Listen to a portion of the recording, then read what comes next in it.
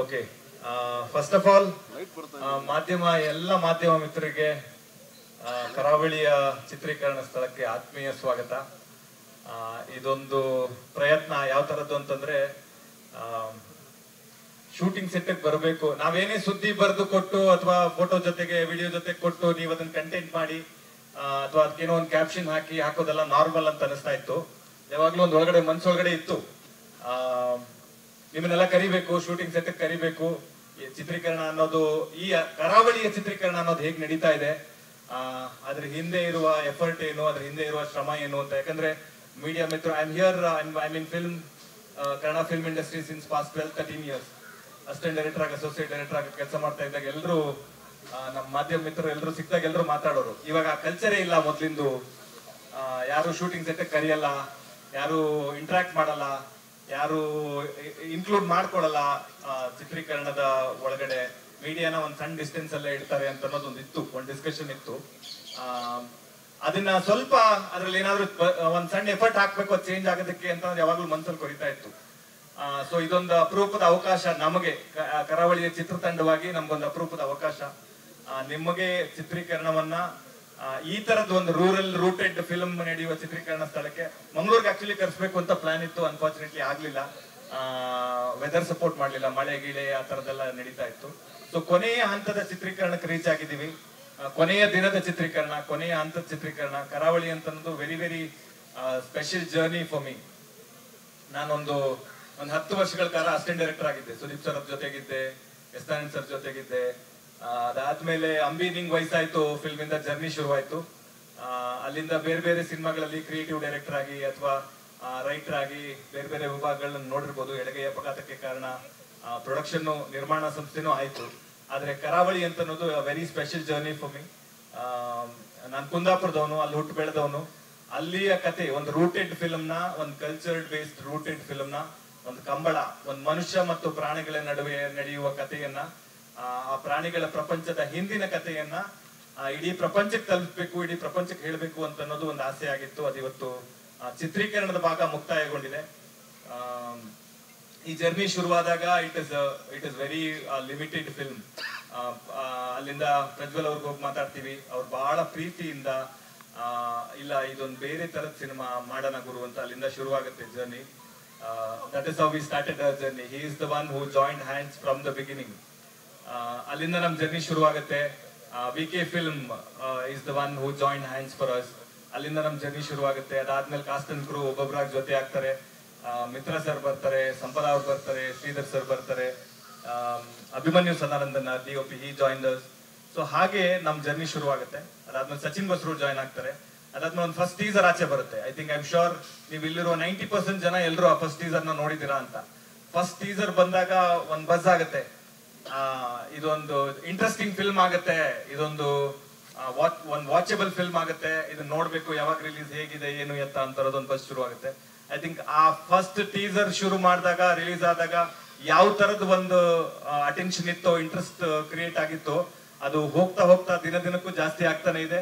ಅದು ಬಹಳ ಖುಷಿಯ ವಿಚಾರ. ಬಹಳ ಎಲ್ಲ ಫಿಲ್ಮ್ ಮೇಕರ್ಗೂ ಅದೊಂದು ಬಹಳ ಏನಂತಾರೆ, ಗ್ರಾಟಿಟ್ಯೂಡ್ ಒಂದು ನಿಮ್ಮೆಲ್ಲರ ಮೇಲೆ. ಯಾಕೆಂತಂದ್ರೆ ಮೀಡಿಯಾ ಮತ್ತು ಜನ ಕರಾವಳಿ ಮೇಲಿರೋ ತೋರಿಸಿರೋ ಪ್ರೀತಿ ಇದೆಯಲ್ಲ, ಅದನ್ನ ಮರೆಯೋದಕ್ಕೆ ಆಗಲ್ಲ. ಸೊ ಕೊನೆಯ ಹಂತ ಚಿತ್ರೀಕರಣಕ್ಕೆ ಬಂದಿದ್ದೀವಿ. ನಿಮ್ಮೆಲ್ರಿಗೂ ಒಂದು ಥ್ಯಾಂಕ್ಸ್ ಹೇಳ್ಬೇಕು, ಮೀಟ್ ಮಾಡ್ಬೇಕು, ಇನ್ ಪರ್ಸನ್ ಮಾತಾಡ್ಬೇಕು ಅಂತ ಆಸೆ ಇತ್ತು.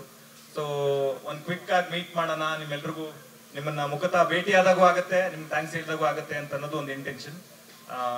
ಪ್ರಜ್ವಲ್ ಅವ್ರು ಮಾತಾಡ್ತಾರೆ, ಅಲ್ಲಿಂದ ಒಬ್ಬೊಬ್ಬರೇ ಮಾತಾಡ್ತಾ ಹೋಗ್ತಾರೆ, ಥ್ಯಾಂಕ್ಸ್ ಹೇಳ್ತಾ ಹೋಗ್ತಾರೆ.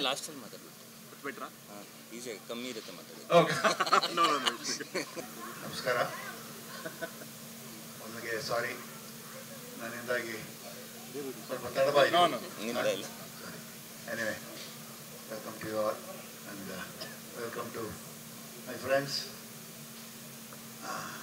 ಕರಾವಳಿ ಅಂದರೆ ಅದೇ ಒಂದು ಪ್ರಪಂಚನೇ, ಬೇರೆ ಪ್ರಪಂಚ. ನಮ್ಮ ಸಿಟಿಗೂ ಅಲ್ಲಿಗೂ ಅರ್ಥಾತ್ ಸಂಬಂಧ ಇಲ್ಲ, ಬೇರೆ ಪ್ರಪಂಚನೇ ಬೇರೆ ಕರಾವಳಿ. ನಮ್ಮ ಡೈರೆಕ್ಟ್ರು ಗುರುವರು ಹೇಳಿದಾಗೆ ಕರಾವಳಿ ಸಿನಿಮಾ, ಕರಾವಳಿಯ ನೆಲದಲ್ಲಿ ಹುಟ್ಟಿದ ಒಂದು ಕಥೆ ಇದು.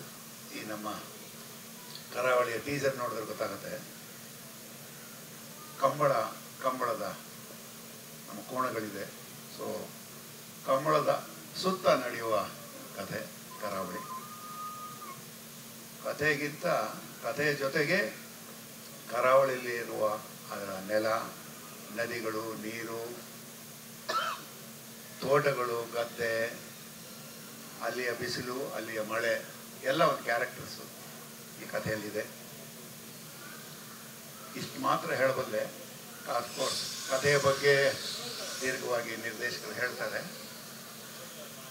ಆ ಕಂಬಳದ ಕರಾವಳಿಯ ಕಥೆಯಲ್ಲಿ ಏನು ಬರುತ್ತೆ ಅಂದರೆ, ಅದರ ಆ ಮನೆತನದ ಅಂದರೆ ಕಂಬಳದ ಸ್ಪರ್ಧೆಗೆ ಕಂಬಳಗಳನ್ನು ಬೆಳೆಸೋ ಒಂದು ಮನೆತನದ ಕಥೆ. ಅಲ್ಲಿರೋ ಅದಕ್ಕೆ ಬೇಕಾಗಿರೋ ಆ ಸ್ಪರ್ಧೆಗೆ ಬೇಕಾಗಿರೋ ತಯಾರಿ, ಆ ಕೋಣಗಳನ್ನು ಹೇಗೆ ಮನೆಯ ಮಕ್ಕಳಂತೆ ನೋಡ್ಕೋತಾರೆ ಅನ್ನೋ ಕಥೆ ಅಲ್ಲಿಂದ ಶುರುವಾಗುತ್ತೆ. ಸ್ಪರ್ಧೆ, ಆಮೇಲೆ ಒಂದು ಕಿಚ್ಚಿದೆ, ದುಃಖ, ಅನ್ಯಾಯ, ಅವಮಾನ ಎಲ್ಲ ಅದರ ಸಂಬಂಧಗಳ ಸುತ್ತ ನಡೆಯೋ ಒಂದು ಕಥೆ ಕಂಬಳಕ್ಕೆ ಕರಾವಳಿಗಿದೆ. ಸೊ ನಾವು ಈ ಜರ್ನಿನ ಬಹುಪಾಲು ಚಿತ್ರೀಕರಣದಲ್ಲಿ ಪಾಲ್ಗೊಂಡು ಅದನ್ನು ಮುಖತಃ ನೋಡಿದ್ದೀನಿ, ಅನುಭವಿಸಿದ್ದೀವಿ. ಅಫ್ಕೋರ್ಸ್ ಇದರ ತುಂಬ ಪಾತ್ರಗಳು ತುಂಬ ಇದ್ದಾರೆ. ಬಟ್ ಮೇಲಾಗಿ ನಾನು ಹೇಳೋದು ಒಂದು ಅಲ್ಲಿಯ ನೈಸರ್ಗಿಕ ವಾತಾವರಣನೇ ಒಂದು ಕ್ಯಾರೆಕ್ಟ್ರು. ಅದರ ಜೊತೆಗೆ ಇದರ ಚುಕ್ಕಾಣಿ ಹಿಡಿದಿರೋ ನಿರ್ದೇಶಕರು ಗುರುದತ್ತು, ಆಮೇಲೆ ನಮ್ಮ DOP ಅವರಿಬ್ಬರು ಒಂಥರ ಅವಳಿ ಜವಳಿ ಮಕ್ಕಳ ಥರನೇ ಕೆಲಸ ಮಾಡಿದ್ದಾರೆ. ಅದೇ ಥರ ಕೆಲಸನೂ ಮಾಡಿದ್ದಾರೆ. ಒಂದು ನಿರ್ದೇಶಕರನ್ನ ನಾನು ಒಂದು ಭಾಳ ಸ್ಟ್ರಿಕ್ಟ್ ಹೆಡ್ ಮಾಸ್ಟರ್ ಥರನೇ ನೋಡಿದ್ದೀನಿ. ಹೆಡ್ ಮಾಸ್ಟರ್ ಥರನೇ ಕೆಲಸ ಮಾಡಿದ್ದಾರೆ. ನಮ್ಮ ಜೊತೆನೂ ಅದೇ ಥರ ಕೆಲಸ ತಗೊಂಡಿದ್ದಾರೆ. ಹಾಗಾಗಿ ಭಾಳ ಖುಷಿ ಕೊಟ್ಟಿರೋ ಕೆಲಸ. ಆಮೇಲೆ ಪ್ರಜ್ವಲ್ ಇದ್ದಾರೆ, ರಾಜ್ವಿ ಶೆಟ್ಟಿ ಅವರು ಇದ್ದಾರೆ, ಪ್ರಜ್ವಲ್ ಇದ್ದಾರೆ ಪಾತ್ರ, ಸಂಪದ ಮಿತ್ರ ಅವರು, ಆತ್ಮೀಯ ಮಿತ್ರ ಇದ್ದಾರೆ. ಆಮೇಲೆ ಜೊತೆಗಾರರು ರವಿ, ಶ್ರೀರಾಮ್ ಎಲ್ಲ ಗೆಳೆಯರು ಸೇರಿ ಕೆಲಸ ಮಾಡಿದ್ರು. ಭಾಳ ಚೆನ್ನಾಗಿ ಕೆಲಸ ಮಾಡಿದ್ದಾರೆ. ಭಾಳ ಖುಷಿ ಕೊಟ್ಟಿದೆ. ಖಂಡಿತವಾಗಿ ಈ ಕರಾವಳಿ ಸಿನಿಮಾ ನಮ್ಮ ಕನ್ನಡ ಚಿತ್ರರಂಗವನ್ನು ಬೇರೆ ದಿಕ್ಕಿನತ್ತ ಆಲೋಚನೆ ಮಾಡುವ ಒಂದು ದಿಕ್ಕಿನತ್ತ ಕರೆದೊಯ್ಯುತ್ತೆ ಅಂತ ಇಷ್ಟು ಮಾತ್ರ ಹೇಳಬಲ್ಲೆ. Thank you so much. ಕರಾವಳಿ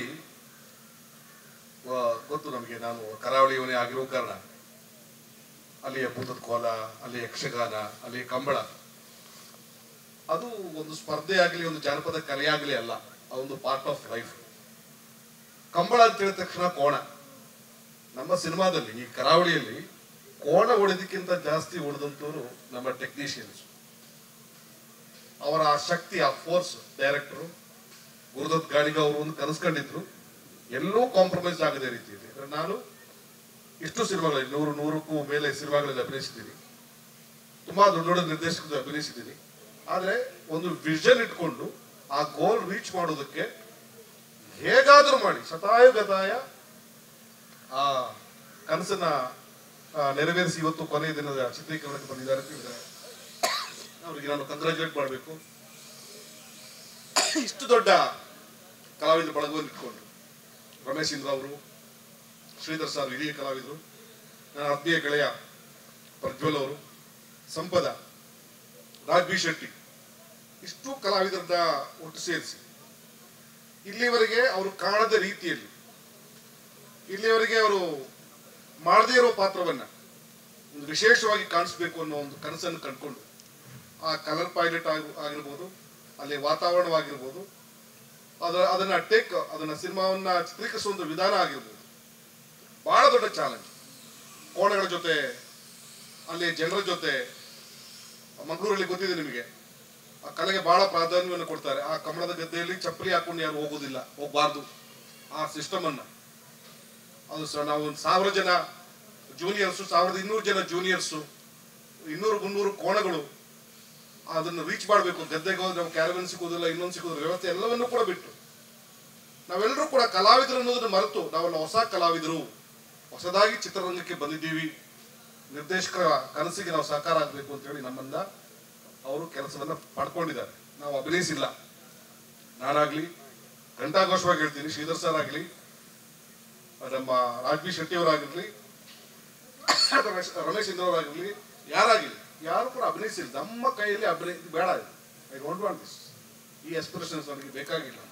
ಸಣ್ಣ ಸಣ್ಣ ಮೈನ್ಯೂಟ್ ಥಿಂಗ್ಸ್ ಅನ್ನು ಕೂಡ ನಮ್ಮನ್ನು ತಿದ್ದಿ ತೇಡಿ ಹೇಳ್ದಂಗೆ ಒಂದು ಹೆಡ್ ಮಾಸ್ಟರ್ ರೀತಿಯಲ್ಲಿ ನಮಗೆ ಆಕ್ಟಿಂಗೇ ಬರಲ್ವೇನೋ ಅನ್ನೋ ಮಟ್ಟಕ್ಕೆಲ್ಲ ನಮಗೆ ಹೇಳಿದ್ದಾರೆ. ಅದನ್ನ ನಾನು ಸಿನಿಮಾನ ಅವ್ರು ಮಾಡಿಸಿದಾರೆ. ಬೇಡ ನನಗೆ ಬೇಡ, ಇದು ಬೇಕು, ನೀವು ಬೆಟ್ಲ ಬೇಕು ಸರ್, ಗಡ್ಡ ಬಿಡಲೇಬೇಕು, ಗಡ್ಡ ಉದ್ದ ಆಯ್ತು ಕಟ್ ಮಾಡಿ, ಹಿಂಗೆ ಇರಬೇಕು, ಚಪ್ಪಲಿ ಹಾಕ್ಬಾರ್ದು, ನೀವು ಹಿಂಗೇ ಇರಬೇಕು, ಮೊದಲೇ ಕಪ್ಪು ನಾನು, ಇನ್ನೂ ಟಾನ್ ಆಗ್ಬೇಕು ಅಂದ್ರು. ಅದು ಹೆಂಗಪ್ಪ ಅದು ಗೊತ್ತಿಲ್ಲ. ಪುನಃ ಮೇಕಪ್ ಏನು ಕಸಿ, ಮುಖಕ್ಕೆಲ್ಲ ಏನು ಮಸಿ ಗಿಸಿ ಎಲ್ಲ ಬಳಸಿ, ಸರ್ ಅವನು ಹೇಳಿದ್ರು, ಮೇಕಪ್ ಏನು ಹೇಳಿದ್ರು ಸರ್, ಮಸಿ ಯಾವುದು, ನಿಮ್ಮ ಮುಖ ಏನದು ಗೊತ್ತಾಗ್ತಾ ಇಲ್ಲ ಸರ್ ಅಂತೆಲ್ಲ ಹೇಳಿಸಿ ಕಷ್ಟ ಬಿದ್ದು ಪ್ರಿಪೇರ್ ಮಾಡಿ ನಾನು ಹಿಂದೆಂದೂ ಮಾಡಿದಂಥ ಒಂದು ಪಾತ್ರ. ನನ್ನ ಸಿನಿಮಾ ಜರ್ನಿಯ ಅದ್ಭುತ, ಎಲ್ಲರೂ ಉಬ್ಬೇರಿಸುವಂಥ ರೀತಿಯಲ್ಲಿ ನಮ್ಮ ಕೈಯಲ್ಲಿ ಅಭಿನಯಿಸಿದ್ದಾರೆ. ನಾನು very very thankful to you. ನಮ್ಮ ಕ್ಯಾಮರಾಮನ್ ಆಗಲಿ, ನಮ್ಮ ರವಿ ಅವ್ರಿಗಾಗಲಿ, ಇಡೀ ಟೀಮ್ಗೆ ನಿಜವಾದಂಥ ಪ್ರಯತ್ನ ಪಟ್ಟು ಈ ಸಿನಿಮಾ ಮಾಡಿದ್ದಾರೆ. ಎಲ್ಲ ಗೆಲ್ಲುವಂಥ ಎಲ್ಲ ಲಕ್ಷಣಗಳು ಕರಾವಳಿಗಿದೆ. ಹೊಸ ಒಂದು ಆಯಾಮದ ಚಿತ್ರವಾಗಿ, ಹೊಸ ಒಂದು ಅಲೆಯ ಚಿತ್ರವಾಗಿ ವಿಶ್ವದಾದ್ಯಂತ ನಮ್ಮ ಕರಾವಳಿ ಕಂಬಳದ ಒಂದು ಶಕ್ತಿಯನ್ನ, ಆ ಕಂಬಳದ ಒಂದು ಆ ಗತ್ತನ್ನ, ಆ ಪ್ರತಿಷ್ಠೆಯ ಕುರ್ಚಿಯನ್ನ ಜನರಿಗೆ ಉಬ್ಬೇರಿಸುವ ರೀತಿಯಲ್ಲಿ ಅವರು ಮಾಡಿದ್ದಾರೆ. ಇಡೀ ತಂಡಕ್ಕೆ ನಾನು ಶುಭಾಶಯಗಳನ್ನು ಕೋರ್ತಾ ಇದ್ದೀನಿ. ಹಿಂದೆಂದೂ ಕಾಣದ ಒಬ್ಬ ತುಂಬಾ ಚಾಕ್ಲೇಟ್ ಹೀರೋ ನೋಡಿದೀವಿ ನಾವು. ನಮ್ಮ ಪ್ರಜ್ವಲ್ ಅವ್ರನ್ನ ರಗಡ್ ಇದರಲ್ಲಿ ನೋಡಿದೀವಿ, ಉದ್ದ ಕೂದಲಿನ ಪ್ರಜ್ವಲ್ ಅವ್ರನ್ನ ನೋಡಿದೀವಿ. ಒಬ್ಬ ಸಾಮಾನ್ಯ ಕರಾವಳಿಯ ಕಲಾವಿದನಾಗಿ, ಅವರ ಸ್ಲ್ಯಾಂಗು ಕೂಡ ಕರಾವಳಿಯ ಸಾಧಾರಣ ವ್ಯಕ್ತಿ ತರ, ಅಲ್ಲಿಯ ಜನಸಾಮಾನ್ಯನ ತರ ಅಭಿನಯಿಸಿದ್ದಾರೆ. ಈ ಸಿನಿಮಾ ಇವರ ಸಿನಿ ಜರ್ನಿಯ ಅತ್ಯುತ್ತಮ ಚಿತ್ರ ಆಗುತ್ತೆ ಅನ್ನೋ ಒಂದು ನಂಬಿಕೆ ನನಗಿದೆ. ಸಿನಿಮಾ ನೋಡಿದ್ಮೇಲೆ ನೀವೆಲ್ಲರೂ ಕೂಡ ಇದನ್ನೇ ಹೇಳ್ತೀರಾ. ಧನ್ಯವಾದಗಳು. ನಿಮ್ಮೆಲ್ಲರ ಸಹಕಾರ, ಪ್ರೀತಿ ಇದೇ ರೀತಿ ಇರಲಿ. ನಾನು ನಮ್ಮ ಪ್ರಜ್ವಲ್ ಸರ್ ಜೊತೆ ಅವರು ಸಿಕ್ಸರ್ ಮಾಡಿದಾಗ್ಲಿಂದನೂ ಫಸ್ಟ್ ಸಿನಿಮಾ ಸ್ಟಂಟ್ ಮ್ಯಾನ್ ಆಗಿ ಕೆಲಸ ಮಾಡಿದ್ದೀನಿ. ಅವ್ರ ಜೊತೆ ಈಗ ಫೈಟ್ ಮಾಸ್ಟರ್ ಆಗಿದ್ದು ನಂದು 3rd ಮೂವಿ. ಕರಾವಳಿ ಫಸ್ಟು ನಮ್ಮ ಗುರುದತ್ ಗಾಣಿಗಾರರು ನನಗೆ ಅವರು ಅಸಿಸ್ಟೆಂಟ್ ಆಗಿದ್ದಾಗ, ನಾನು ಸ್ಟಂಟ್ ಮ್ಯಾನ್ ಇದ್ದಾಗಲಿಂದ ಪರಿಚಯ. ಈಗ ಶೂಟಿಂಗ್ ಟೈಮಲ್ಲಿ ಇವ್ರನ್ನ ನೋಡ್ಬೇಕಾದ್ರೆ ಫಸ್ಟ್ ಆಫ್ ಆಲ್ ಇವರಿಬ್ಬರು ಬಾಂಡಿಂಗು, ನಮ್ಮ DOP ಮತ್ತು ನಮ್ಮ ಡೈರೆಕ್ಟರು, ಅದು ತುಂಬಾ ಅವ್ರ ವೇವ್ ಲೆಂತ್ ತುಂಬಾ ಮ್ಯಾಚ್ ಆಗುತ್ತೆ. ಮತ್ತು ಪ್ರತಿಯೊಂದು ಶಾಟು, ಈ ಶಾಟ್ ನಾವು ನೋಡಿದ್ದೀವಿ, ಈ ಶಾಟ್ ಆ ಸಿನಿಮಾದಲ್ಲಿ ಬಂದಿದೆ, ಬರ್ದೇ ಇರೋ ಶಾಟ್ ಏನಿದೆ ಅದನ್ನು ಪ್ಲ್ಯಾನ್ ಮಾಡೋಣ ಅಂತ ಫೈಟ್ ಆಗಲಿ, ಸೀನಲ್ಲಾಗಲಿ ಪ್ರತಿಯೊಂದು ಶಾಟ್ಗೂ ಬೇರೆ ಥರ ಏನಾದ್ರು ಟೆಕ್ನಿಕಲಿ ಒಂದು ಸ್ವಲ್ಪ ಚಾಲೆಂಜಿಂಗ್ ತೊಗೊಂಡು, ಒಂದು ರನ್ನಿಂಗ್ ಶಾಟ್ಗೂ ಒಂದು ರೋಪ್ ತಂದು ರೋಪಲ್ಲಿ ಕ್ಯಾಮ್ರಾ ಫಿಕ್ಸ್ ಮಾಡೋದಾಗಲಿ, ಒಂದು ಸ್ಮಾಲ್ ಬಿಟ್ಗೆ ಟ್ರಸ್ ತಂದು 360 ಶಾಟ್ ಮಾಡಿದ್ದೀವಿ. ಈ ಥರ ಪ್ರತಿಯೊಂದು ನಾವು ತುಂಬ ಸಿನಿಮಾ ನೋಡ್ಕೊಂಡು ಬಂದಿದ್ದೀವಿ. ಇದರಲ್ಲಿ ಹೊಸದಾಗಿ ಏನು ಮಾಡ್ಬೋದು, ಫಸ್ಟ್ ನಮಗೆ ನಾವು ಮಾಡೋದು ಥ್ರಿಲ್ ಅನಿಸ್ಬೇಕು, ಆವಾಗಲೇ ನಾವು ಆಡಿಯನ್ಸ್ಗೆ ಥ್ರಿಲ್ ಮಾಡಿಸ್ಬೋದು ಅನ್ನೋದು ನಮ್ಮ ಡೈರೆಕ್ಟರ್ ಪಾಯಿಂಟ್ ಆಫ್ ವ್ಯೂ. ನಮ್ಮ ಪ್ರಜ್ವಲ್ ಸರ್ ಬಗ್ಗೆ ಹೇಳಬೇಕು ಅಂತ ಹೇಳಿದ್ರೆ, ಆ್ಯಕ್ಚುಲಿ ಈ ಸೀಕ್ವೆನ್ಸ್ ನಾನು ಬಂದಿರೋದು, ಇಲ್ಲಿ ಒಂದು ಮಹಿಷಾಸುರನ ಪಾತ್ರ ಇದೆ ನಮ್ಮ ಪ್ರಜ್ವಲ್ ಸರ್ದು. ಸೊ ಆ ಗೆಟಪ್ಪಲ್ಲಿ ಅವ್ರನ್ನ ನೋಡ್ಬೇಕಾದ್ರೆ ಆ್ಯಕ್ಚುಲಿ ನನಗೇನೆ ತುಂಬಾ ಖುಷಿ ಆಯಿತು. ಖುಷಿ ಅನ್ನೋದಕ್ಕಿಂತ ಒಂದು ಕಾಂತಾರ ಆದಮೇಲೆ ನನಗೆ ಇದು ಮತ್ತೆ ಇನ್ನೊಂದ್ಸರಿ ಒಂದು ಒಳ್ಳೆ ರೂಟೆಡ್ ಕತೆ, ಇದು ರೂಟೆಡ್ ಕತೆ. ಅದರಲ್ಲೂ ಈ ಒಂದು ಪಾತ್ರ ಏನಿದೆ ಅದಕ್ಕೆ ಫೈಟ್ ಕಂಪೋಸ್ ಮಾಡ್ತಿರೋದು ನನಗೂ ತುಂಬಾ ಥ್ರಿಲ್ ಅನ್ನಿಸ್ತಿದೆ. ಈ ಫೈಟಲ್ಲಿ ಬರುವಂಥ ಮೊಮೆಂಟ್ಸು ಆಡಿಯನ್ಸ್ಗೆ ಗೂಸ್ ಬಂಪ್ಸ್ ಕೊಡುತ್ತೆ ಅನ್ನೋ ಭರವಸೆ ನನಗಿದೆ. Okay, thank you so much. ನಾನು ಜಾಸ್ತಿ ಮಾತಾಡಲಿಲ್ಲ, ಇದಕ್ಕೆ ಮುಂಚೆ ಮಾತಾಡಲಿಲ್ಲ, ಇವತ್ತೇ ಜಾಸ್ತಿ ಮಾತಾಡ್ಬೋದು. ತಪ್ಪು ಮಾತಾಡಿದರೆ ದಯವಿಟ್ಟು ಕ್ಷಮಿಸಿ. Okay, thank you. I think ಎಲ್ಲರೂ ಅವ್ರ ಪಾಯಿಂಟ್ಸ್ ಎಲ್ಲ ಹೇಳಿದ್ರು. ನೀವು ಅವ್ರು ಹೇಳ್ಬೇಕಾದ್ರೆ ಗೊತ್ತಾಗುತ್ತೆ ಎಷ್ಟು ಪ್ಯಾಷನೆಟ್ ಆಗಿ ಪ್ರತಿಯೊಬ್ಬರು ಈ ಸಿನಿಮಾನ ಮಾಡಿದ್ದೀವಿ ಅಂತ. ಗುರು ಸರ್ ನನಗೆ ಅಪ್ರೋಚ್ ಮಾಡಿದಾಗ ನನಗೆ ಗೊತ್ತಿರಲಿಲ್ಲ this is story like this ಅಂತ. ಬಟ್ ತುಂಬ ರೂಟೆಡ್ ಒರಿಜಿನಲ್ ಸಿನಿಮಾ. ನಾನು ಮುಂದೆ ಎಷ್ಟು ಸಿನಿಮಾ ಮಾಡಿದ್ರು ಪ್ರಾಬಬ್ಲಿ ಈ ಥರದ್ದು ವೆರಿ ರೇರ್ಲಿ ಸಿಗುವಂಥ ಒಂದು ಪ್ರಾಜೆಕ್ಟ್ ಒಂದು ಆ್ಯಕ್ಟರ್ಗೆ. It's very grateful. ಆಮೇಲೆ ಅಭಿ ಬಗ್ಗೆ ಹೇಳಬೇಕಾದ್ರೆ ಮೊನ್ನೆ ಡಬ್ಬಿಂಗ್ ಮಾಡಬೇಕಾದ್ರೆ ಪ್ರತಿಯೊಂದು ಫ್ರೇಮ್ ಕೂಡ ಒಂದು ಪೇಂಟಿಂಗ್ ಥರ ಇತ್ತು. It was very nice to see ಒಂದು ಚಿಕ್ಕ ಸ್ಕ್ರೀನ್ನಲ್ಲೇನೆ. ಸೊ ನಾಳೆ ದಿವಸ ನೀವೆಲ್ಲ ದೊಡ್ಡ ಸ್ಕ್ರೀನಲ್ಲಿ ನೋಡಿದಾಗ ಈ ಎಕ್ಸ್ಪೀರಿಯನ್ಸ್ ಒಂದು ಕಂಪ್ಲೀಟ್ಲಿ ಡಿಫ್ರೆಂಟ್ ವರ್ಡ್ನ ನೋಡ್ತೀರಾ. So thanks to Abhi. ಹಾಗೆ ನಮ್ಮ actors Mitra sir, Shridhar sir ಅವರೆಲ್ಲ ನನಗೆ ಹೇಳ್ಕೊಟ್ಟಿರೋಷ್ಟು ನಾನು I think I really have to pay ನನಗೆ ಅಷ್ಟು ಆ್ಯಕ್ಟಿಂಗ್ ಬಗ್ಗೆ, ಲೈಫ್ ಬಗ್ಗೆ ಅಷ್ಟು ಕಾನ್ವರ್ಸೇಷನ್ಸು. ಮತ್ತು ಒಂದು ಟೂ ಮಂತ್ಸ್ ಕಂಪ್ಲೀಟ್ಲಿ ನಾವು ಮಂಗಳೂರಿನಲ್ಲಿದ್ವಿ. ಸೊ ಎಲ್ಲರೂ ಒಂದು ಫ್ಯಾಮಿಲಿ ಥರ ಈ ಸಿನಿಮಾನ ಮಾಡಿದ್ದೀವಿ. So thank you so much ಪ್ರತಿಯೊಂದು ಕಾಸ್ಟ್ ಮೆಂಬರ್ಸ್ಗೂ. ಹಾಗೆ ನಮ್ಮ ADs ಪ್ರತಿಯೊಬ್ಬರು ಒಂದು this is a very strong, the best AD group I have seen. ಒಂದು ಶೌಟ್ ಔಟ್ ನಿಮ್ಮೆಲ್ರಿಗೂ. One of my favourite AD teams, the most responsible AD teams. So thanks to ADs, crew members, technicians ಎಲ್ಲರಿಗೂ. ಲಾಸ್ಟ್ನಲ್ಲಿ save the best for the last. Prajwal, I think ನಾನು ಮುಹೂರ್ತ ಮಾಡಿದಾಗ ಪ್ರಜ್ವಲ್ ಅವ್ರು ನಂಗೆ ಇನ್ನೂ ಪರಿಚಯ ಆಗಲಿಲ್ಲ. ಅವತ್ತೇ ಫಸ್ಟ್ ಮೀಟ್ ಆಗಿದ್ದು ನಾನು. ಅವ್ರ ಹೆಸರು ಹೇಳೋದು ಮರ್ತೋಗಿದ್ದೆ. But today it is so safe to say that is one of my favourite people apart even as a friend. So he's ಅಂದರೆ ಅವರು ಎಷ್ಟೇ ಮೂವಿ ನಿಮ್ಮದು 40th ಮೂವಿನಲ್ಲಿ ಮಾಡ್ತಿದ್ದೀನಿ ನಾನು. But he's been so supportive, he's been fantastic is a co actor. ನಿಮ್ಮಿಂದ ತುಂಬ ಕಲ್ತಿದ್ದೀನಿ. Thanks to you. ಆ್ಯಂಡ್ ಎಲ್ಲರೂ ಸದ್ಯದಲ್ಲೇ ನಮ್ಮ ಮೂವಿ ಡೇಟ್ ಅನೌನ್ಸ್ ಆಗುತ್ತೆ. ಎಲ್ಲರೂ ಥಿಯೇಟ್ರಿಗೆ ಬಂದು ನೋಡಿ. Thank you. ಗುರು ಸರ್ ಬಗ್ಗೆ ಮಾತಾಡಲಿಲ್ಲ. ನಾನು ಯಾಕೆ ಯಾವಾಗಲೂ ಲಾಸ್ಟಲ್ಲಿ ಮೈಕ್ ಇಸ್ಕೊಳ್ತೀನಿ ಅಂದರೆ ಮಾತಾಡೋದಕ್ಕೆ ಕಮ್ಮಿ ಇರುತ್ತೆ ಅಂತ. ಬಟ್ ಮಾತಾಡೋಕ್ಕೆ ಮುಂಚೆ ಒಂದಷ್ಟು ಪಾಯಿಂಟ್ಸ್ನ ತಲೆಯಲ್ಲಿ ಇಟ್ಕೊಂಡಿರ್ತೀವಿ. ಎಲ್ಲರೂ ಹೇಳಿದ್ಮೇಲೆ ಇವಾಗ ನಾನೇನು ಮಾತಾಡಲಿ ಅನಿಸುತ್ತೆ. ಮೊದಲಾಗಿ ಎಲ್ಲರೂ ಬಂದಿರೋರಿಗೆ ತುಂಬ ದೊಡ್ಡ ಧನ್ಯವಾದಗಳು. ಈಗ ಬೆಂಗಳೂರಿಂದ ಅಂದರೆ ಬೆಂಗಳೂರು ಸಿಟಿಯಿಂದ ಎಷ್ಟು ದೂರ ಬರೋದು ಎಷ್ಟು ಕಷ್ಟ ಅಂತ ಗೊತ್ತು. ಆದರೂ ನಮ್ಮನ್ನ ಮಾತಾಡ್ಸೋಕ್ಕೆ ಎಲ್ಲರೂ ಎಷ್ಟು ದೂರ ಬಂದಿದ್ದೀರಾ. ತುಂಬ ದೊಡ್ಡ ಧನ್ಯವಾದಗಳು. ನಿಮಗೆ ಕ್ಲಾಪ್ಸ್ ಹೊಡಿಬೇಕು ಫಸ್ಟು. Thank you. ರೈಟಿಂದ ಮಾತಾಡ್ತಾ ಬರ್ತೀನಿ. ವಿಕ್ರಮ್ ಮಾಸ್ಟರ್ ಇನಿಷಿಯಲಿ ಅವ್ರು ಹೇಳ್ದಂಗೆ 6ರಿಂದ ಜೊತೆಗೆ ಕೆಲಸ ಮಾಡ್ತಿದ್ವಿ ನಾವು. ಅವಾಗ ಅವ್ರನ್ನ ವಿಕ್ಕಿ ಅಂತಿದ್ದೆ. ಇವಾಗ ಆತ ಕರೆಯೋಕ್ಕೆ ಮನಸ್ಸು ಬರಲ್ಲ, ವಿಕ್ರಮ್ ಮಾಸ್ಟರ್ ಅಂತಾನೆ ಕರೆಯೋದಕ್ಕೆ ಮನಸ್ಸು ಬರುತ್ತೆ. ಯಾಕಂದರೆ ಅದು ಅವ್ರ ಅಚೀವ್ಮೆಂಟ್. ಅಲ್ಲಿಂದ ಇಲ್ಲಿವರೆಗೂ ಬಂದು ಎಷ್ಟು ಅಚೀವ್ ಮಾಡಿದ್ದಾರೆ ಅಂದರೆ, ಅವ್ರ ಸ್ನೇಹಿತರಾದ್ರೂ ಹೆಸರಿಟ್ಟು ಕರೆಯೋಕ್ಕೆ ನಮಗೆ ಮುಜುಗರ ಆಗುತ್ತೆ ಅಂದರೆ ಅದು ಅವ್ರ achievement. Is done fabulous work. ಸಾಕಷ್ಟು ಸಿನಿಮಾಗಳ ಜೊತೆಗೆ ಕೆಲಸ ಮಾಡಿದ್ದೀವಿ. ನಾನು ಅವ್ರಿಗೆ ಮುಂಚೆ ರೇಗಿಸ್ತಿದ್ದೆ ಕೂಡ, ವಿಕ್ಕಿ ಎಷ್ಟು ಚೆನ್ನಾಗಿದ್ದೀರಾ ನೋಡೋದಕ್ಕೆ, ನೀವು ಹೀರೋ ಆಗ್ಬಿಡಿ ಅಂತ. ಬಟ್ ಅವರು ಫೈಟ್ ಮಾಸ್ಟರ್ ಆಗಿರೋದು ನಮ್ಮ ಪುಣ್ಯ ಅಂತ ಹೇಳ್ಬೋದು. ಯಾಕಂದರೆ ನಮ್ಗೆ ಈ ಥರ ಫೈಟ್ಗಳು ಸಿಗ್ತಿದೆ ನಮ್ಮ ಸಿನಿಮಾಲಿ. Thank you master, you done fantastic work. ಬರೀ ನಮ್ಮ ಸಿನಿಮಾಗೆ ಅಂತಲ್ಲ, ಇಡೀ ಕನ್ನಡ ಚಿತ್ರರಂಗದ ಹೆಮ್ಮೆ ನೀವು. ನ್ಯಾಷನಲ್ ಅವಾರ್ಡ್ 2 ಬರೋದು ತಮಾಷೆ ಅಲ್ಲ. ನಾನು ಮೊನ್ನೆ ಸ್ಟೇಟ್ ಅವಾರ್ಡ್ ಬಂದಾಗಲೇ ತುಂಬ ಹೆಮ್ಮೆಯಲ್ಲಿದ್ದ ಹಬ್ಬ ಬಂದಿದೆ ಅಂತ. ಬಟ್ ಇಲ್ಲಿ 2 ನ್ಯಾಷನಲ್ ಅವಾರ್ಡ್ ತಗೊಂಡವ್ರು ಕೂತಿದ್ದಾರೆ. ಅಭಿ ನಮ್ಮ ಕ್ಯಾಮ್ರಾಮನ್, ಗುರುದು ಅವ್ರದ್ದು ಕಾಂಬಿನೇಷನ್ ಸಖತ್ ಮಜಾ ಇರುತ್ತೆ. ನನಗೆ ಆ ಥರ ಇದ್ದಾಗ ಒಂದು ಬಾಯ್ ಫ್ರೆಂಡ್ ಗರ್ಲ್ ಫ್ರೆಂಡ್ ಹೇಗೆ ಜೊತೆ ಕೆಲಸ ಮಾಡಿದ್ರೆ ಹೇಗಿರುತ್ತೆ ಆ ಥರ ಅನಿಸುತ್ತೆ. ಅಲ್ಲಲ್ಲೇ ಮುದ್ದಾಗಿ ಜಗಳ ಆಡ್ತಾರೆ, ಮುದ್ದಾಗಿ ಮುನಿಸ್ಕೊಳ್ತಾರೆ. ಬಟ್ ಆ ಮುದ್ದಾದ ಕೋಪದಲ್ಲಿ ಮುನಿಸಿಂದ ಒಂದು ಬ್ಯೂಟಿಫುಲ್ ಕೆಲಸ, ಒಂದು ಬ್ಯೂಟಿಫುಲ್ ಶಾಟ್ ಆಚೆ ಬರುತ್ತೆ.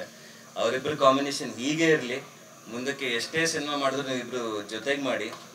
ಮುಂದಕ್ಕೆ ನನ್ನ ಜೊತೆ ಮಾಡ್ತಿರೋ ಬಿಡ್ತಿರೋ, ನೀವಿಬ್ರು ಜೊತೆಗೆ ಇರಿ ಪ್ರತಿಯೊಂದು ಸಿನಿಮಾ ಅಲ್ಲಿ. ಯಾಕಂದ್ರೆ ನಿಮ್ಗೆ ಗೊತ್ತಾಗುತ್ತೆ, ಕರಾವಳಿ ತೆರೆ ಮೇಲೆ ಬಂದಾಗಲಿ ಈಗಾಗಲೇ ಒಂದಷ್ಟು ಟೀಸರ್ಸ್ನ ಟ್ರಿಲರ್ಸ್ನ ನೋಡಿದ್ದೀರಾ.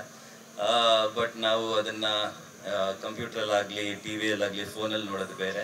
ಆ ಒಂದು ಸಿಲ್ವರ್ ಸ್ಕ್ರೀನ್ ಮೇಲೆ ಕರಾವಳಿ ನೋಡಿದಾಗ ಖಂಡಿತವಾಗ್ಲೂ ಒಂದು ತುಂಬ ವಿಭಿನ್ನವಾದ ಎಕ್ಸ್ಪೀರಿಯನ್ಸ್ ಇರುತ್ತೆ. ಗುರು ಅವರು ನನಗೆ ಮೊದಲನೇ ಬಾರಿ ಕತೆ ಹೇಳಿದಾಗ, ಸಿನಾಪ್ಸಿಸ್ ಕೊಟ್ಟಾಗ ಎಕ್ಸೈಟ್ಮೆಂಟ್ ತುಂಬ ಆಯಿತು ನನಗೆ. ಈ ಥರದ್ದೊಂದು ಸಿನಿಮಾ ಮಾಡಬೇಕು, ಈ ಥರದ್ದೊಂದು ಕತೆ ಮಾಡಬೇಕು ಅಂತ.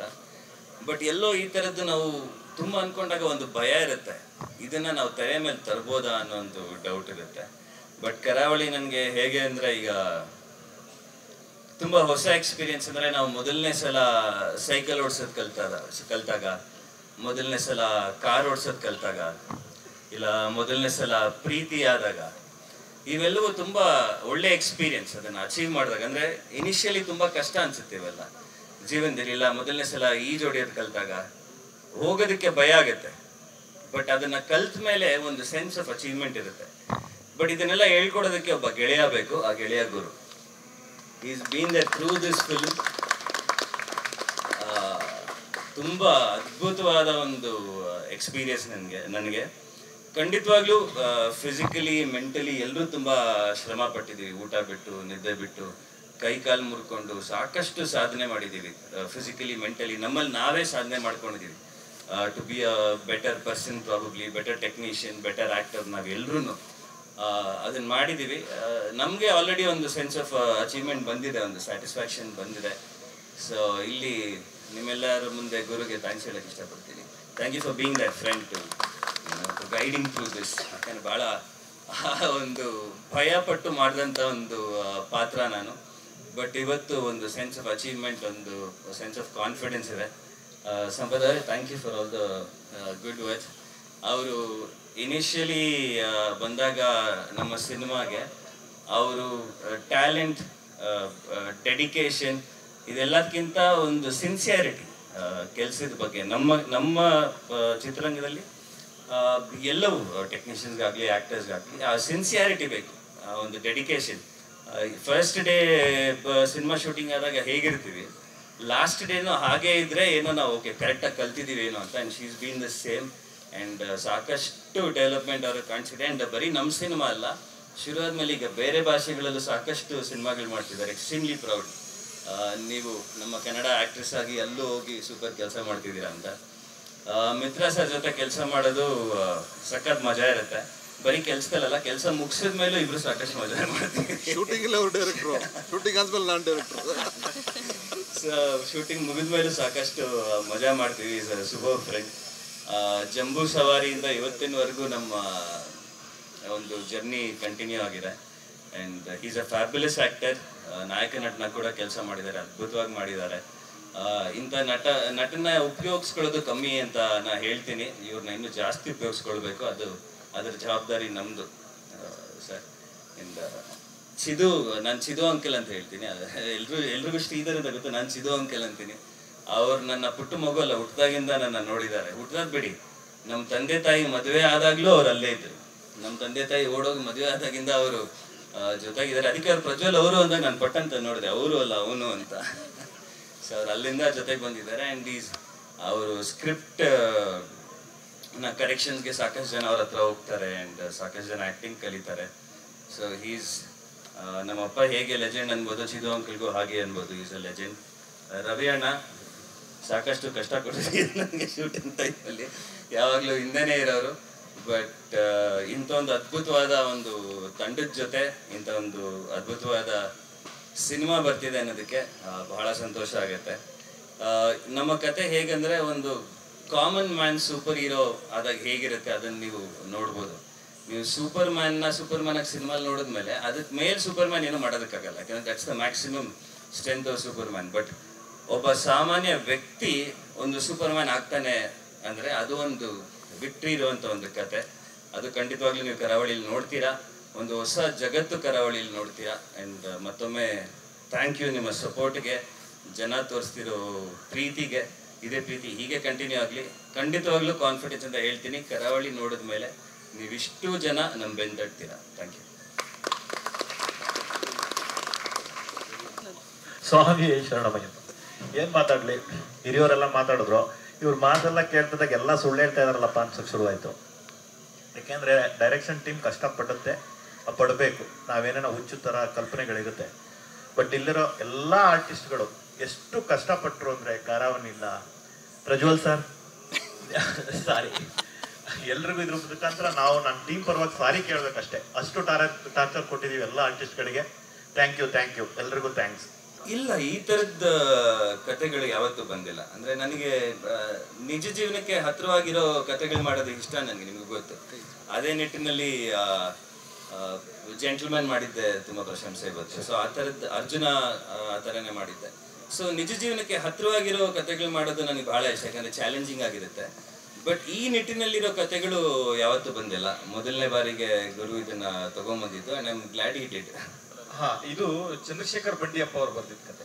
ಚಂದ್ರಶೇಖರ್ ಬಂಡಿಯಪ್ಪ ಅವರು ರಥಾವರ ನಿರ್ದೇಶಕರು. ಅವ್ರ ಸಿನಿಮಾ, ಅವ್ರ ಕತೆಗಳು ಅಥವಾ ಅವ್ರ ಸಿನಿಮಾಗಳು ಎಲ್ರಿಗೂ ಗೊತ್ತು.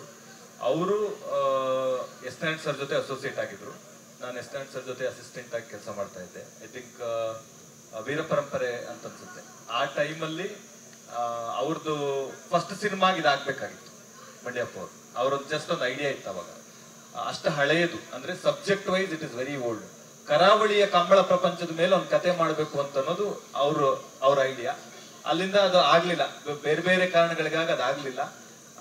ಯಾವಾಗ ನಂದು ಅಂಬಿ ಆಯ್ತು, ಎಡಗೈ ಪ್ರೊಡಕ್ಷನ್ ಎಲ್ಲ ಅದಾದಾಗ ನಾನು ಯಾವುದೋ ಒಂದು ಅಪರೂಪದ ಕತೆ ಮಾಡಬೇಕು, ರೂಟೆಡ್ ಆಗಿ ಮಾಡಬೇಕು ಅನ್ನೋ ಐಡಿಯಾ. ಯಾಕೆ ಅಂತಂದ್ರೆ ನಾನು ಕುಂದಾಪುರದಲ್ಲಿ ಹುಟ್ಟು ಬೆಳೆದವನು. ನಮ್ಮೂರಿನ ಕಲ್ಚರು, ನಾನು ಯಕ್ಷಗಾನದ ಫ್ಯಾಮಿಲಿಯಿಂದ ಬಂದವನು.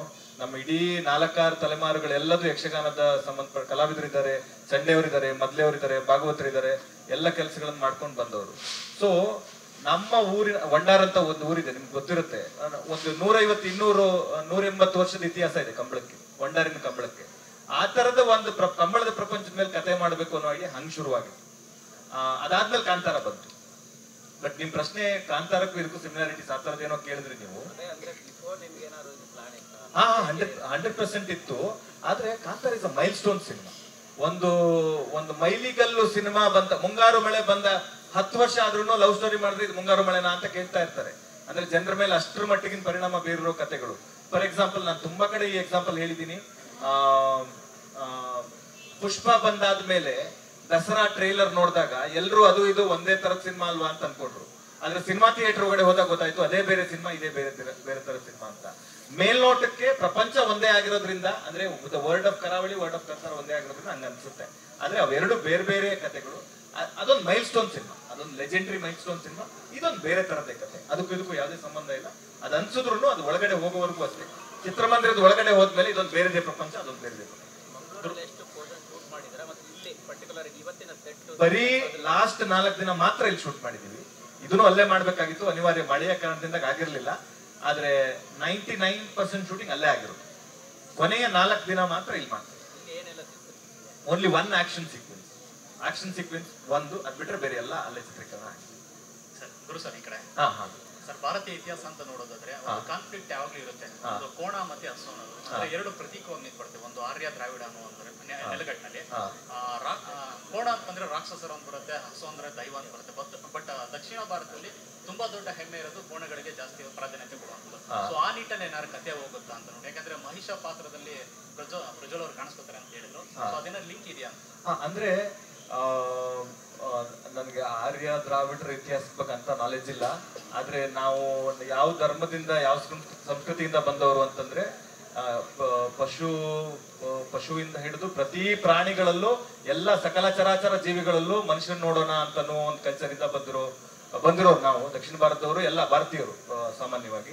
ಸೊ ಹಾಗಾಗಿ ಆ ತರದಕ್ಕಿಂತ ಸಿಮಿಲಾರಿಟೀಸ್ ಅಂತ ಕರೆಯಕ್ಕಾಗಲ್ಲ. Why it is animal versus human ಯಾಕೆ ಅಂತಂದ್ರೆ, ಪ್ರತಿ ಪ್ರಾಣಿಯ ಹಿಂದೆ ಒಳಗನೂ ಒಂದು ಮನುಷ್ಯತ್ವ ಇರಬಹುದು, ಅಥವಾ ಪ್ರತಿ ಮನುಷ್ಯನ ಒಳಗಡೆನೂ ಒಂದು ಪ್ರಾಣಿ ಇರಬಹುದು. ಯಾಕೆ ಅಂತ ಅನ್ನೋದು ಎಲ್ಲ ಇತಿಹಾಸದಲ್ಲೂ ಎಲ್ಲಾ ಉದಾಹರಣೆಗಳಲ್ಲೂ ಪ್ರೂವ್ ಆಗ್ತಾ ಹೋಗಿದೆ. ಆ ತರದೊಂದು ಎಲಿಮೆಂಟ್ ಅನ್ನ ಸ್ಟ್ರೈಕ್ ಮಾಡಬಹುದು ಅಂತ ಅನ್ಸುತ್ತೆ. ಸರ್, ಮಹಿಷನ ಗೆಟಪ್ ಹಾಕದಂತ ಸಾಕಷ್ಟು ಸಿನಿಮಾಗಳು ಸೂಪರ್ ಹಿಟ್ ಆಗಿದೆ. ಸೊ ಈ ಪಾತ್ರಕ್ಕೆ ಆ ಲುಕ್ ನಲ್ಲಿ ನೀವು ಕಾಣಿಸ್ಕೊಳ್ಳೋದು, ಆ ತಯಾರಿ ಮತ್ತೆ ಅದನ್ನ ಹಾಕೊಂಡಾದಂತ ಒಂದು ವೈಬ್ರೇಷನ್ ಸ್ಟಾರ್ಟ್ ಆಗುತ್ತೆ ಆ ಪಾತ್ರಕ್ಕೋಸ್ಕರ. ಸೊ ಹೇಗಿತ್ತು ಅಂತ. ಮತ್ತೆ ಪಾತ್ರದ ಹೆಸರು ಸರ್, ಎಲ್ಲಾ ಕಡೆ ನೋಡೋದಾದ್ರೆ ಎಲ್ಲರ ಪಾತ್ರ ಮಾಯಿಂದನೇ ಸ್ಟಾರ್ಟ್ ಆಗಿದೆ. ಒಂದು ಕಾಕತಾಳಿನೇ ಇದು, ಮಾವೀರ, ಮಾಬಲ. ನಿಮ್ದು ಏನಾದ್ರು ಮಹಿಷ ಅಂತ ಇರುತ್ತೆ ಅಂತ ಏನಾದ್ರು? ನನ್ನ ಹೆಸರು ಸಿನಿಮಾಲ್ಲಿ ದನ ಅಂತ, ಧನಂಜಯ. ಸೊ ಕೋಣ ದನ ಎರಡೂ ಇದೆ ಸಿನಿಮಾದಲ್ಲಿ.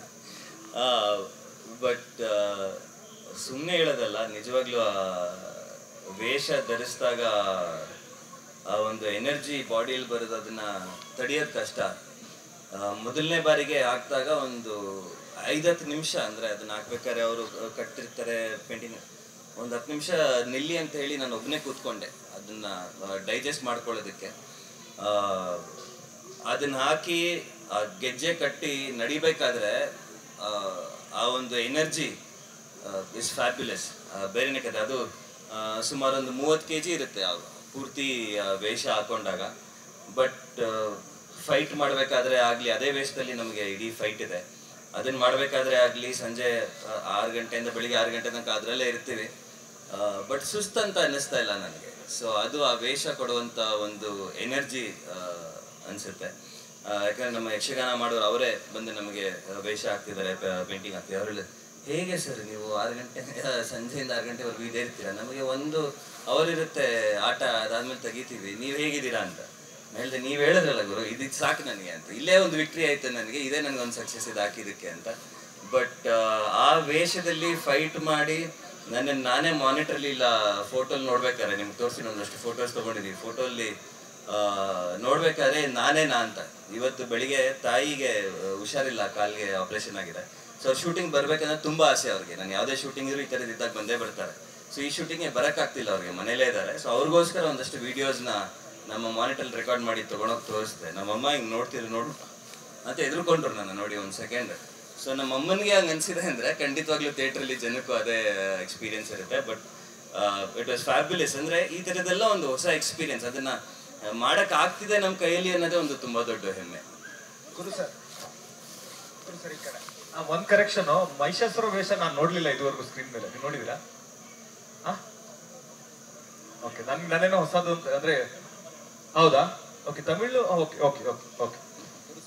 ಈಗ ಪ್ರಜ್ವಲ್ ಸರ್ ಜೊತೆಗೆ ಮತ್ತೊಬ್ರು ಸ್ಟಾರ್ ನಟರಿದ್ದಾರೆ, ರಾಜ್ಬಿ ಶೆಟ್ಟಿ ಅವರು. ಸೊ ಈ ರಾಜ್ಬಿ ಶೆಟ್ಟಿ ಅವರು ಈ ಸಿನಿಮಾಗೆ ವಿಶೇಷ ಪಾತ್ರದಲ್ಲಿ ಕಾಣಿಸ್ಕೊಂಡಿದ್ದಾರೆ ಅಥವಾ ಇಡೀ ಸಿನಿಮಾದಲ್ಲಿದ್ದಾರೆ? ಅದ್ರ ಜೊತೆಗೆ ಇನ್ನೊಂದು, ಕರಾವಳಿ ಭಾಗದವರೇ ಆಗಿರೋದ್ರಿಂದ ಈಸ್ ಲೆಜೆಂಡ್, ಆ ಭಾಗದ ಎಲ್ಲ ಇತಿಹಾಸ ಗೊತ್ತು, ಕಲೆ ಗೊತ್ತು, ಎಲ್ಲ ಗೊತ್ತು. ನಿಮಗೆ ಏನಾದರೂ ಸಜೆಷನ್ ಕೊಟ್ರ ಸಿನಿಮಾಗೆ, ಕತೆಗಾಗಿರ್ಬೋದು? ಪಾತ್ರದ ಬಗ್ಗೆ ಬೇರೆ ಏನು ಹೇಳಲ್ಲ, ಅದು ಸಿನಿಮಾದಲ್ಲಿ ನೋಡಿದ್ರೇನೆ ಚಂದ. ಮಹಾವೀರ ಅಂತನೋ ಪಾತ್ರನ ಸಿನಿಮಾ ಸ್ಕ್ರೀನ್ ಮೇಲೆ ನೋಡಿದ್ರೇನೆ ಚಂದ, ಕರಾವಳಿಯ ಒಳಗಡೆ ನೋಡಿದ್ರೇನೆ ಚಂದ. ಹಾಗಾಗಿ ಅದೊಂದು ಎಕ್ಸೈಟ್ಮೆಂಟ್ ಹಂಗೆ ಉಳಿಸ್ಕೊಳ್ಳೋಣ. ಆಮೇಲೆ when it comes to suggestion, ನಾವು ಅದೊಂದು ಪ್ರಾಸೆಸ್ ಇತ್ತು. ಅವರು ಈಸ್ ಬಿಸಿ ಇಂಟು ಅವ್ರ ಕೆಲಸದಲ್ಲಿ ಬಿಸಿ ಇದ್ರು, ಬೇರೆ ಬೇರೆ ಕಮಿಟ್ಮೆಂಟ್ಗಳಿತ್ತು. ನಾವು ಈ ಪಾತ್ರಕ್ಕೆ ಯಾರು ಅಂತ ಹುಡುಕ್ತಾ ಇದ್ವಿ, ಅದೆಲ್ಲ ಪ್ರಾಸೆಸ್ ಇತ್ತು, ಆಗ್ಲಿಲ್ಲ. ಆ ಪ್ರಾಸೆಸ್ ಅಲ್ಲಿ ಮೀಟ್ ಮಾಡ್ತಾ ಮಾಡ್ತಾ ಒಂದ್ಸತಿ ನೋಡ್ಬೋದಾ ನಾನು ಇಲ್ಲಿವರೆಗೂ ಆಗಿರೋದನ್ನ ಅಂತ ಕೇಳೋದು. ಆಯ್ತು ಅಂತ ಅವರು ಪೂರ್ತಿ ನೋಡಿದ್ಮೇಲೆ ನಾನು ಮಾಡ್ತೀನಿ, ಇದು ಇಂಟ್ರೆಸ್ಟಿಂಗ್ ಇದೆ, ನಾನು ಮಾಡ್ತೀನಿ ಅಂತ ಒಪ್ಕೊಂಡ್ರು. ಹಾಗೆ ಒಳಗಡೆ ಬಂದಿತ್ತು. ಉಳಿದಿರೋದನ್ನೆಲ್ಲದನ್ನ ಸ್ಕ್ರೀನ್ ಮೇಲೆ ನೋಡೋದಕ್ಕೆ ಆ ಎಕ್ಸೈಟ್ಮೆಂಟ್ ಇಟ್ಕೊಳ್ಳೋಣ ಅಂತ. ಗುರು ಸರ್, ರಾಜ್ಬಿ ಶೆಟ್ಟಿ ಅವರಿಗೆ ಹೊಸ ಹೇರ್ ಸ್ಟೈಲ್ ಕೊಟ್ಟಿದ್ದೀರಾ, ಹೊಸ ಎಕ್ಸ್ಪೆರಿಮೆಂಟ್ ಅಂತ ಹೇಳೋದು. ಎಲ್ಲ ರಂಗಣ ಅಂತಿದಾರಲ್ಲ. ಹೇಗೆ ಅವರು ಹೇರ್ ಪ್ರಾಸೆಸ್ ಅಭಿವೃದ್ಧಿ ಇರಬಹುದು, ಹೇಗೆ ಆಯ್ತು, ಜೊತೆಗೆ ಆ ಕ್ಯಾರೆಕ್ಟರ್ ಹೇಗೆ ಹೋಲಿಕೆ? ಇಲ್ಲ, ಅದು ಇಟ್ಸ್ ಅ ಪ್ರಾಸೆಸ್. ನಿಮ್ಗೆಲ್ರಿಗೂ ಗೊತ್ತು, ಹೊಸದಾಗಿ ತೋರಿಸ್ಬೇಕು ಅನ್ನೋದು ಎಲ್ಲ ಫಿಲ್ಮ್ ಮೇಕರ್ ಒಳಗಡೆನೂ ಒಂದು ಪ್ರಾಸೆಸ್ ಇರುತ್ತೆ. ಎಲ್ಲ ಕಲಾವಿದ್ರು, ಯಾರ್ಯಾರು ಕಲಾವಿದ್ರು ಇರ್ತಾರೆ, ಬರ್ತಾರೆ, ಅವ್ರ ಕತೆ ಒಳಗಡೆ ಬರ್ತಾ ಹೋಗ್ತಾರೆ, ಅವ್ರನ್ನ ಹೊಸದಾಗಿ ಕಾಣಿಸ್ಬೇಕು. ಆ ಕಲಾವಿದ್ರು ಅವ್ರ ಫೋಟೋನೋ, ಫಸ್ಟ್ ಲುಕ್, ವಿಡಿಯೋನೋ, overall look and feel ಆಚೆ ಬಂದಾಗ ಇದು ಇಂಟ್ರೆಸ್ಟಿಂಗ್ ಆಗಿದೆಯಲ್ಲ, ಈ ತರ ಇವ್ರು ನೋಡಿಲ್ವಲ್ಲ ಇಲ್ಲಿವರೆಗೂ ಅಂತ ಅನಿಸ್ಬೇಕು ಅನ್ನೋದು ಒಂದು ಇದ್ರಲ್ಲಿ ಶುರುವಾಯ್ತು. ಆಮೇಲೆ ದನಕರು ಕಂಬಳದ ಪ್ರಪಂಚಕ್ಕೆ ಸಂಬಂಧಪಟ್ಟಿರೋ ಪಾತ್ರ ಆಗಿರೋದ್ರಿಂದ ರೂಟೆಡ್ ಆಗೂ ಇರಬೇಕು, ಲೋಕಲ್ ಆಗು ಕಾಣಿಸ್ಬೇಕು, ಚೆನ್ನಾಗೂ ಇರಬೇಕು. ಸೊ ಆ ಥರದ್ದು ಒಂದು ಪ್ರಾಸೆಸ್ ಅಲ್ಲಿ ಕ್ರ್ಯಾಕ್ ಮಾಡಿ. ಕಾಂತಾರದಲ್ಲಿ ಕಂಬಳ ಅಂತ ಹೇಳಿದಾಗ ಬರೀ ಇಂಟ್ರೊಡಕ್ಷನ್ ಮಾತ್ರ ಯೂಸ್ ಮಾಡ್ತಾರೆ ಕಂಬಳವನ್ನು. ಬಟ್ ಕರಾವಳಿಯಲ್ಲಿ ಕಂಬಳ ಆಧಾರಿತವಾದಂತಹ ಸಿನಿಮಾ ಅಂತ ನೀವು ಅವಾಗ ಪದೇ ಎಷ್ಟು ಬಾರಿ ಕಂಬಳ ತೋರಿಸಿಲ್ಲ, ಬರೀ ಕೇವಲ ಇಂಟ್ರೊಡಕ್ಷನ್ ಮಾತ್ರ. ಅದಕ್ಕೆ ಅಲ್ಲಿನ ಲೋಕಲ್ ಯಾರು ಹೆಲ್ಪ್ ಮಾಡಿದ್ರು ಮೇಜರ್ ಆಗಿ? ಪ್ರಜ್ವಲ್ ಸರ್ ಯಾವ ತರ ಪ್ರಿಪೇರ್ ಆದ್ರು ಅದಕ್ಕೆ ತೋರಿಸಿದ್ರೆ? ಒಂದು ಇದು ಕಂಬಳದ್ದೇ ಕಥೆಯಾದ್ರೂ ಈ ಕೋಣಗಳು ಓಡುವ ಗೇಮ್ ಇದೆಯಲ್ಲ, ಇದು ಕೊನೆಯ 10 ಸೆಕೆಂಡ್. ಸೊ ನೀವು ಜನರಲ್ ಆಗಿ ಇಲ್ಲಿ ನಮ್ಮ ಕರಾವಳಿ ಯಾರಿದ್ರೆ ಅವ್ರಿಗೆ ಗೊತ್ತಿರುತ್ತೆ, ಆ ಕೊನೆಯ 10 ಸೆಕೆಂಡಿನ ಓಟ ಅಂತ ಅನ್ನೋದು it is last peak excitement ಅಷ್ಟೇ, ಅಂದ್ರೆ ಒರಿಜಿನಲ್ ಆಗಿ. ಆದ್ರೆ ಅದ್ರ ಹಿಂದೆ ಒಂದು ಕೋಣನ ಕಂಬಳ ಕತೆ ತಗೊಂಡೋಗಿ ನಿಲ್ಸೋದಕ್ಕೆ ಒಂದು 10 ವರ್ಷದ ಶ್ರಮ ಇರುತ್ತಲ್ಲ, ಅದು ನಮ್ಮ ಕಥೆಯ ಮುಖ್ಯವಾಗಿ ಬರುತ್ತೆ. ಒಂದು ಇನ್ನೊಂದು ಪ್ರಜ್ವಲ್ ಅವ್ರ ಪ್ರಿಪರೇಷನ್ ಅಂತಂದ್ರೆ, ಆ ವರ್ಡ್ ಇದೆಯಲ್ಲ, ದಟ್ಸ್ ಎಷ್ಟು ಎಕ್ಸೈಟಿಂಗ್ ಇದೆ. ನಿಮ್ಗೆ ನಾವು ಒಂದು ಕಂಬಳದಲ್ಲಿ ಶೂಟ್ ಮಾಡ್ತೀವಿ, ಕಟಪಾಡಿ ಅಂತ. ಆ ಕಟಪಾಡಿಯ ಕಂಬಳಕ್ಕೆ 180 ವರ್ಷದ ಇತಿಹಾಸ ಇದೆ. ಈಗ್ಲೂ ಕಟಪಾಡಿ ಕಂಬಳನ್ನ ಯಾರು ಶುರು ಮಾಡಿದ್ರು ಅವರೇ ಬಂದು ಶುರು ಮಾಡ್ಬೇಕು, ಇವ್ರ ಕೋಣಗಳೇ ಫಸ್ಟ್ ಇಳಿಬೇಕು, ಇವ್ರ ಕೋಣಗಳೇ ಕೊನೆಗಿಳಿಬೇಕು ಅನ್ನೋಷ್ಟು ಕಲ್ಚರ್ಡ್ ಆಗಿ ಅಷ್ಟು ಅಥೆಂಟಿಕ್ ಆಗಿ ಮಾಡ್ತಾರೆ. ಆ ತರದ್ ಒಂದು ಕಂಬಳದೊಳಗಡೆ ಶೂಟ್ ಮಾಡಿದ್ವಿ. ಅದನ್ನ ವರ್ಲ್ಡ್ ನೋಡಿದಾಗ ಅದು ತಾನಾಗಿ ಅವ್ರನ್ನ ಅಟ್ರಾಕ್ಟ್ ಮಾಡ್ಕೊಂಡು ಹೋಗುತ್ತೆ. So in that terms is extremely dedicated. ಅವ್ರ ಡೆಡಿಕೇಶನ್ ಏನಿದೆ, ಅವರು ಅದನ್ನ ಪರ್ಸ್ಯೂ ಮಾಡಿದ ರೀತಿ, ಬೆಂಗಳೂರಲ್ಲಿ ಹುಟ್ಟು ಬೆಳೆದಿರೋರು ಆದ್ರೂ ಅದ್ರೊಳಗಡೆ ಒಂದು ಎಕ್ಸೈಟ್ಮೆಂಟ್ ಇಟ್ಕೊಂಡು ಟ್ರಾವೆಲ್ ಮಾಡಿದ ರೀತಿ ಅಲ್ಲ, ಇಟ್ ಇಸ್ ವೆರಿ ಎಕ್ಸೈಟಿಂಗ್. ಅದನ್ನ ಸ್ಕ್ರೀನ್ ಮೇಲೆ ನೋಡಿದ್ರೆ ಇನ್ನೂ ಇಂಟ್ರೆಸ್ಟಿಂಗ್ ಅಂತ ಅನ್ಸುತ್ತೆ. ಇನ್ನೂ ಜಾಸ್ತಿ ಆಗುತ್ತೆ.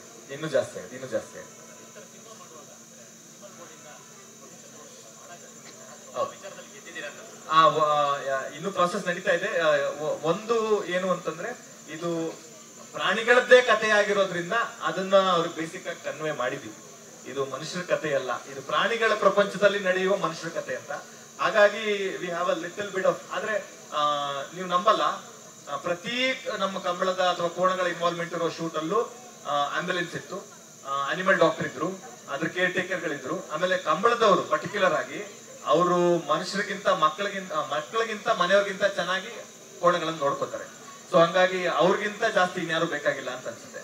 ಇದೆಲ್ಲ ಸಲಕರಣೆಗಳು, ಎಲ್ಲ ಅವರ ಸಲಹೆಗಳು ಎಲ್ಲವನ್ನ ಇಟ್ಟುಕೊಂಡು ಶೂಟಿಂಗ್ ಮಾಡಿದ್ವಿ. ಪ್ರಜ್ವಲ್ ಸರ್, ಈಗ ಯಕ್ಷಗಾನ ವೇಷವನ್ನ ಹಾಕ್ಬೇಕು ಅನ್ನುವಂಥದ್ದಿರುತ್ತೆ. ಈಗ ಸಾಮಾನ್ಯವಾಗಿ ಯಾವ್ದಾದ್ರು ಸಿನಿಮಾ ತಗೊಂಡಾಗ, ಎಸ್ಪೆಷಲಿ ಇವಾಗ ಕಾಂತಾರ ಅಂತ ಬಂದಾಗ ದೈವದ ಒಂದ್ ರೀತಿ ಕೂಗೋ ತರ ಕೂಗುವಂಥದ್ದು, ಆ ಸಿನಿಮಾ ರಿಲೀಸ್ ಆದ್ಮೇಲೆ ಆಗಿರುವಂಥದ್ದು, ಅದು ಮಾಡಬಾರ್ದು ಅನ್ನುವಂಥದ್ದು ಕೂಡ ಒಂದಷ್ಟು ರೆಸ್ಟ್ರಿಕ್ಷನ್ಸ್ ಬಂತು. ಈಗ ಯಾವ್ದಾದ್ರು ಒಂದು ಕರಗ ಅಂತ ಹೇಳಿದಾಗ ಅದನ್ನು ತೊಡುವಂತಹ ಸಂದರ್ಭದಲ್ಲಿ ಅದರದ್ದೇ ಆದಂತಹ ಒಂದು ನೀತಿ ನಿಯಮಗಳನ್ನ ಪಾಲಿಸಬೇಕಾಗತ್ತೆ. ಇವಾಗ ನೀವು ಯಕ್ಷಗಾನಕ್ಕೂ ಕೂಡ ಅದು ಒಂದು ಕಲೆ ಆಗಿರೋದ್ರಿಂದ ಅದಕ್ಕೂ ಒಂದಷ್ಟು ನೀತಿ ನಿಯಮಗಳು ಇದ್ದೇ ಇರುತ್ತೆ. ಸೊ ಆ ಒಂದು ವೇಷವನ್ನ ಧರಿಸೋದಕ್ಕೆ ಅಂತ ಒಂದಷ್ಟು ತಯಾರಿ ಕೂಡ ನೀವು ಮಾಡ್ಕೊಳ್ಬೇಕಾಗುತ್ತೆ. ಏನಾದ್ರೂ ಕಟ್ಟುಪಾಡುಗಳನ್ನ ಪಾಲಿಸುವಂತದ್ದು ಏನಾದ್ರು ಮಾಡ್ಕೊಂಡ್ ಬಂತ ಅಂತ? ಹೌದು, ಬಟ್ ಇದು ಯಕ್ಷಗಾನ ಒಂದು ಕಲೆ. ನಾವ್ ಹೇಳ್ತಿರೋದು ದೈವ ಎಲ್ಲ ಬಂದಾಗ ಅದು ರಿಲಿಜಿಯಸ್ ಆಗುತ್ತೆ, ದೇವರ ಬಗ್ಗೆ ಆಗುತ್ತೆ. ಯಕ್ಷಗಾನ ಕಲೆ ನಮ್ಮ ಕಥೆಗಳೇನಿದೆ, ಹಿಂದೆ ಬಂದಿರುವಂತ ಕಥೆಗಳನ್ನ ಹೇಳುವಂತ ಒಂದು ಕಲೆ ಅವ್ರದೇ ರೀತಿಯಲ್ಲಿ. ಬಟ್ ಖಂಡಿತವಾಗ್ಲೂ ಕಟ್ಟುಪಾಡುಗಳಿರುತ್ತೆ. ಅದನ್ನ ವೇಷ ಧರಿಸ್ಬೇಕಾದ್ರೆ ನೀವು ನಾನ್ ವೆಜ್ ತಿನ್ನೋ ಹಾಗಿಲ್ಲ, ವೇಷ ಹಾಕೊಂಡಾಗ ಇಲ್ಲ ವೇದಿಕೆ ಮೇಲೆ ಹೋಗ್ಬೇಕಾದ್ರೆ ನೀವು ಚಪ್ಪಲ್ ಹಾಕೊಳ್ಳೋ ಹಾಗಿಲ್ಲ. ವೇಷ ಧರ್ಸಕ್ ಮುಂಚೆ ಅದಕ್ಕೆ ಪೂಜೆ ಮಾಡ್ತೀವಿ, ಅದಕ್ಕೆ ನಮಸ್ಕಾರ ಮಾಡಿ ಹಾಕೊಳ್ತೀವಿ. ಅದು ಯಾವುದಕ್ಕೆ ಆದ್ರೂ ಇರುತ್ತೆ. ಈಗ ನಮ್ದು ಒಂದು ಕಲೆ ಅಂತ ಹೇಳಿದಾಗ ನಾವು ಮೇಕಪ್ ಹಾಕೊಳ್ಳೋಕೆ ಮುಂಚೆ ಇಲ್ಲ ವ್ಯಾನಿಟಿಗೆ ಹೋದ ಕೂಡಲೇ ಮೊದಲು ಪೂಜೆ ಮಾಡ್ತೀವಿ, ಮೇಕಪ್ಗೆ ನಮಸ್ಕಾರ ಮಾಡ್ಕೊಳ್ತೀವಿ. ಅದರಲ್ಲಿ ಇದ್ದಾಗ ಬೇರೆ ಏನು ನಮಗೆ ಥಾಟ್ಸ್ ಅದರಲ್ಲೇ ಇರುತ್ತೆ. ಬಟ್ ಎಸ್ಪೆಷಲಿ ಯಕ್ಷಗಾನದ ಈ ವೇಷ ಹಾಕೊಂಡಾಗ ಇಟ್ಸ್ ಸಮಥಿಂಗ್ ಎಲ್ಸ್. ಆ್ಯಂಡ್ ಅದು ಅವ್ರು ಹೇಳೋ ಅವಶ್ಯಕತೆ ಇಲ್ಲ. ಒಂದು ಕಿರೀಟ ಹಾಕೊಳ್ಳೋಕೆ ಮುಂಚೆ ನಮಗೆ ಕೈ ಹೋಗುತ್ತೆ, ಅವ್ರು ಹೇಳಿದ್ರು ಹೇಗೆ ನಿಮ್ಗೆ ಗೊತ್ತಾ ಇದಕ್ಕೆ ನಮಸ್ಕಾರ ಮಾಡಬೇಕು ಅಂತ. ಇಲ್ಲ ಅನಿಸ್ತು ನನಗೆ ಮಾಡಬೇಕು ಅಂತ.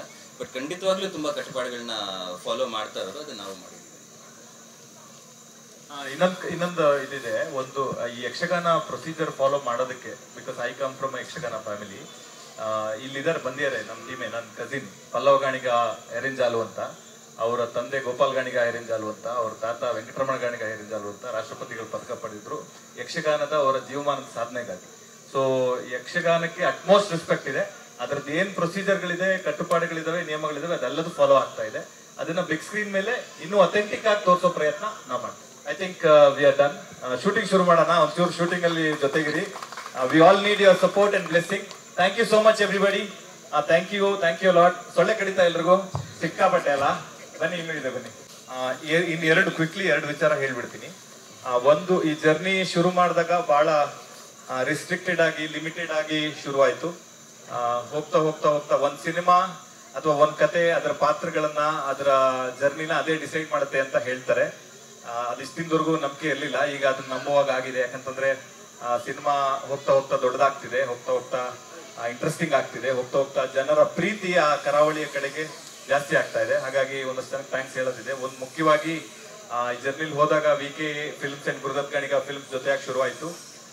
ಅದಾದ್ಮೇಲೆ ಬಂದವರು ಸುರಾಮ್ ಮೂವೀಸ್, ನಮ್ಮ ಜಯರಾಮ್ ಸರ್, ಅವ್ರು ಇವಾಗ ನಿದ್ರಾದೇವಿ ನೆಕ್ಸ್ಟ್ ಡೋರ್ ಅವ್ರದ್ದು ರಿಲೀಸ್ ಇದೆ. ಆ ಪ್ರಾಜೆಕ್ಟ್ ವೆರಿ ಇಂಟ್ರೆಸ್ಟಿಂಗ್ ಫಿಲ್ಮ್ ಅದು. ಅವ್ರು ಇವಾಗ ಕರಾವಳಿಗೆ ಜೊತೆಯಾಗಿದ್ದಾರೆ. ಅದಾದ್ಮೇಲೆ ಜರ್ನಿ ಇನ್ನೂ ಮುಂದೆ ಹೋಯ್ತು. KVN ವೆಂಕಟ್ ಸರ್ ಅವರ ಪ್ರೆಸೆನ್ಸ್ ಇದೆ ಇವಾಗ ಫಿಲ್ಮ್ಗೆ.